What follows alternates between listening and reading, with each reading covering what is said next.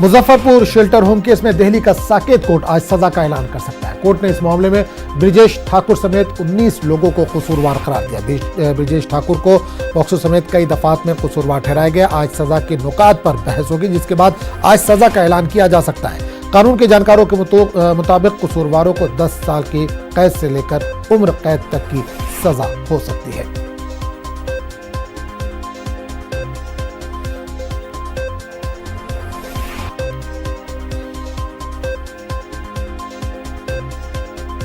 और इस पूरे मामले पर बात करने के लिए हम सीधे रुक करेंगे दिल्ली, जहां से हमारे नुमाइंदे इस वक्त सुशील पांडे सीधे तौर पर जुड़े हैं। सुशील, मुजफ्फरपुर शेल्टर होम केस में आज साकेत कोर्ट में सजा का ऐलान किया जा सकता है।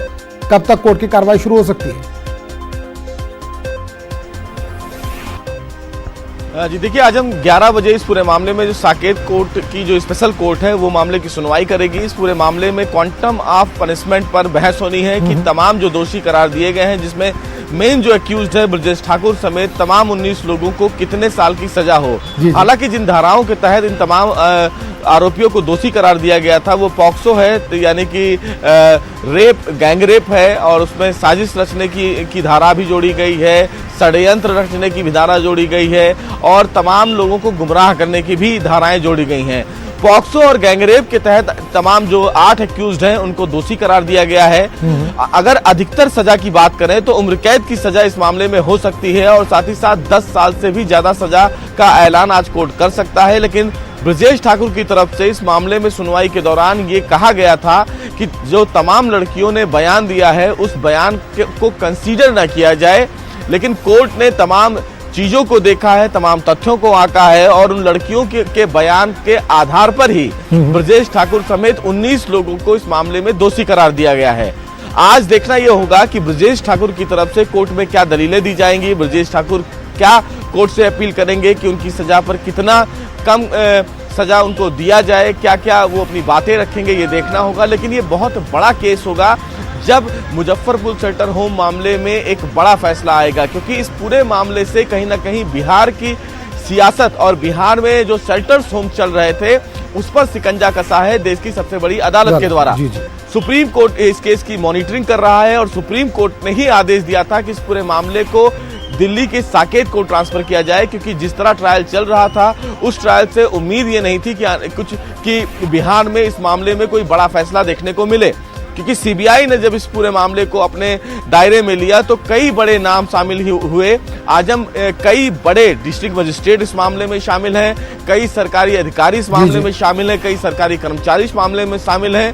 सीबीआई ने जो रिपोर्ट दाखिल किया है उस रिपोर्ट में ये कहा है कि मुजफ्फरपुर शेल्टर होम मामले में ब्रजेश ठाकुर के साथ साथ कई बड़े जिले के डिस्ट्रिक्ट मजिस्ट्रेट इस केस में इन्वॉल्व थे। उन लोगों के ही फायदे से, उन लोगों के इन्वॉल्वमेंट से ही तमाम जो लड़कियां हैं उनको प्रताड़ित किया जाता था, उनको यौन शोषण उनका किया जाता था। कई लड़कियों ने अपने बयान में यह भी कहा है आजम कि उन्हें नशीली सुई लगाई जाती थी, उसके बाद उनका दुष्कर्म किया जाता था। और इस मामले में जब सजा का ऐलान हुआ तो कोर्ट में कई ऐसे आरोपी हैं जो रोते और बिलखते हुए नजर आए। लेकिन कहीं ना कहीं ये कहा जाता है कि भले ही कानून में हमें जो फैसला है या जो न्याय है वो देर से मिलेगा, लेकिन स्पष्ट मिलेगा। और मुजफ्फरपुर शेल्टर होम मामला इसका ताजा उदाहरण है, क्योंकि इस फैसले से कहीं ना कहीं जो शेल्टर होम्स हैं उनके मालिक अब चौकन्ने हो गए हैं। लेकिन सीबीआई ने सुप्रीम कोर्ट में एक बड़ी बात कही थी।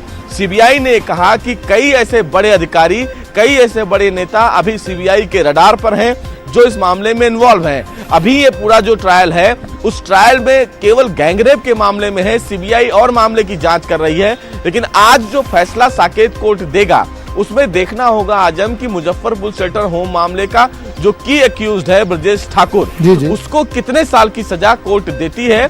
क्योंकि ब्रजेश ठाकुर ही एक ऐसा शख्स था जिसके इशारे पर बिहार में तमाम लड़कियों की अस्मिता को लूटा गया, तमाम लड़कियों से यौन शोषण किया गया, तमाम अधिकारी उसके शिकंजे में थे, तमाम अधिकारी उसकी मदद कर रहे थे। तो ये तमाम चीजें प्रकाश में आई। 11 बजे साकेत कोर्ट इस मामले पर सुनवाई करेगा जब बहस की शुरुआत की जाएगी। बिल्कुल सुशील, एक और सवाल करना चाहेंगे निर्भया के ताल्लुक से। निर्भया के जो कसूरवार हैं उनको 1 फरवरी को फांसी की सजा देनी है, लेकिन आज सुप्रीम कोर्ट में भी इस मामले पर सुनवाई है। तो क्या कसूरवार जो हैं उनको कुछ आस, अभी उनकी कुछ आस बची हुई है?